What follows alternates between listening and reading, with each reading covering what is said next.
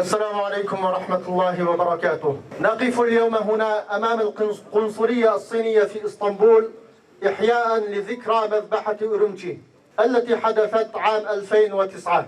وسبب هذه المذبحة الجرائم الصينية بحق عمال تركستانيين الذين أخذوا من بلادهم قسرا إلى مدينة إشياوجون الصينية.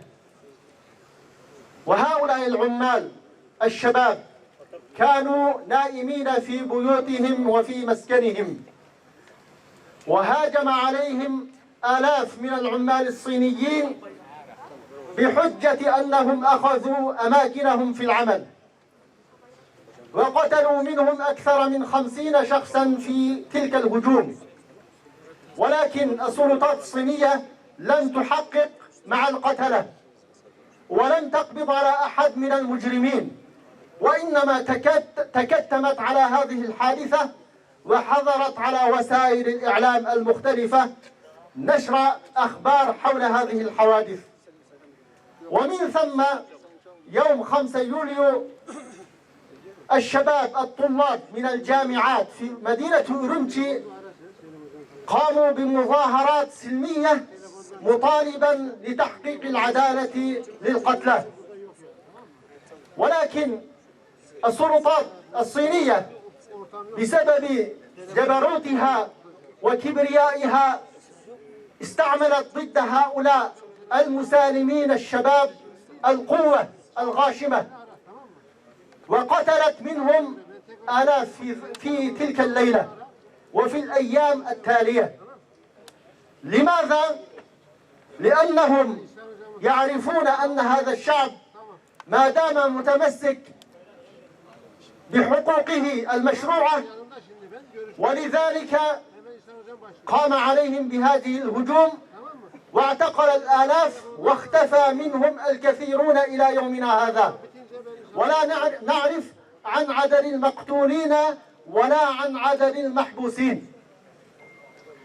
وهذه الأحداث كشفت للعالم أجمع وجه القبيح للصين الشيوعية، وأنها دولة تعامل الناس الذين يعيشون تحت حكمهم بمعاملة عنصرية على أساس ديني وعرقي. ومن ناحية أخرى أن هذه الأحداث أن الشعب التركستاني كشفت أن الشعب التركستاني مصر ومصمم لنيل حقوقه وكرامته الإنسانية، لأن هذا الشعب صاحب هذا الأرض يريد أن يعيش بأرضه بحرية وكرامة. وبهذه المناسبة نوجه عدة رسائل لعدة جهات.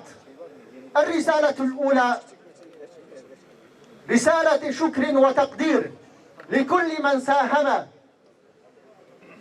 لفضح الجرائم الصينية في تركستان الشرقية، ولكل من اعتبر أن الجرائم الصينية في تركستان إبادة جماعية، وأن الصين يجب أن تعاقب.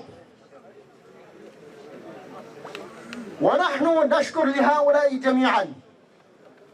الرسالة الثانية رسالة عتاب للعالم الإسلامي لوقوفهم مع الصين في المحافل الدولية وتصويتهم دائما لصالح الصين ضد إدانة الصين.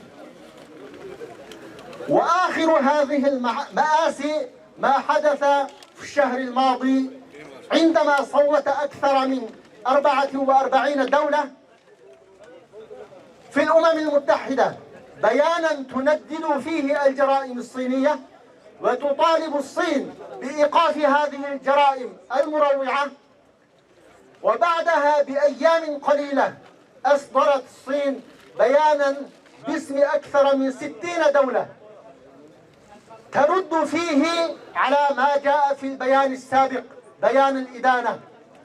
ومع الأسف الشديد أغلب هذه الدول التي صوتت لصالح الصين دول عربية وإسلامية، وهذا وهذا ما يحزننا كثيرا، وهذا ما يحزننا كثيرا أن تقف إخواننا من نعتبرهم إخوانا لنا أن تقف بجانب الظلم والجبروت والطغيان، وأن تقف ضد المظلومين من إخوانهم المستضعفين. ولذلك نخاطب فيكم يا أصحاب القرار في العالم الإسلامي أن تراجعوا هذه القرارات والسياسات المنحازة لصالح الصين. يا حبذا لو رجعتم عن هذه السياسة وأصدرتم قرارا بإدانة الصين وممارستها الوحشية في تركستان الشرقية. ويا حبذا لو عبرتم أنكم إنسان مثلنا، أنكم إخوان لنا حقا في الدين، وهذا ما نتمناه.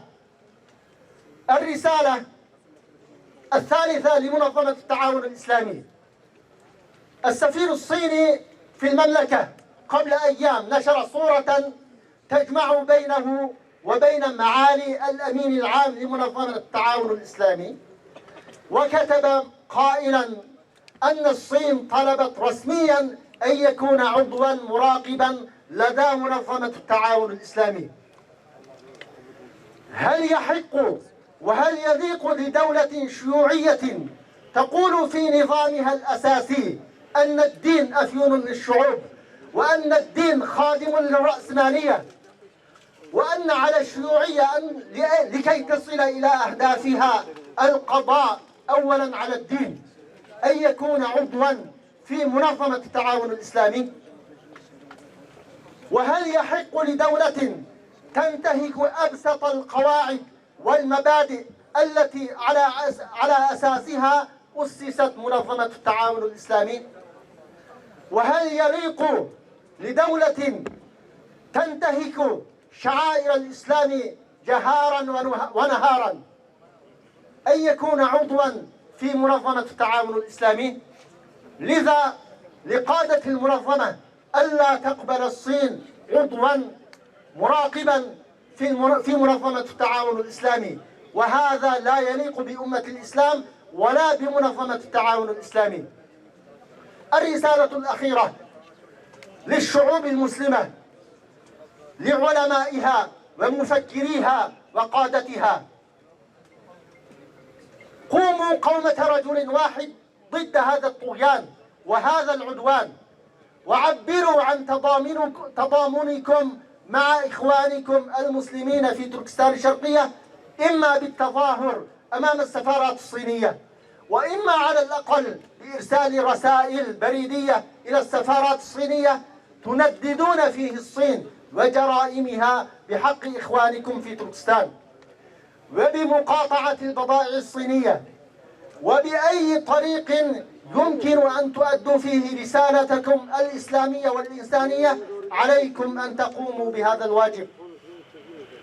وأخيرا نقول لكم أيها الإنسان وأيها المسلمون أننا إنسان وبشر مثلكم، ونستحق أن نعيش كباقي البشر، ونحن لسنا من كوكب آخر، وإنما من جلدكم، ونتحدث كما تتحدثون ونأكل كما تأكلون. ولذلك على الإنسانية جميعا أن تعاملونا مثل الإنسان، ولا تعاملون أننا من كوكب آخر. وشكرا لكم، والسلام عليكم ورحمة الله وبركاته.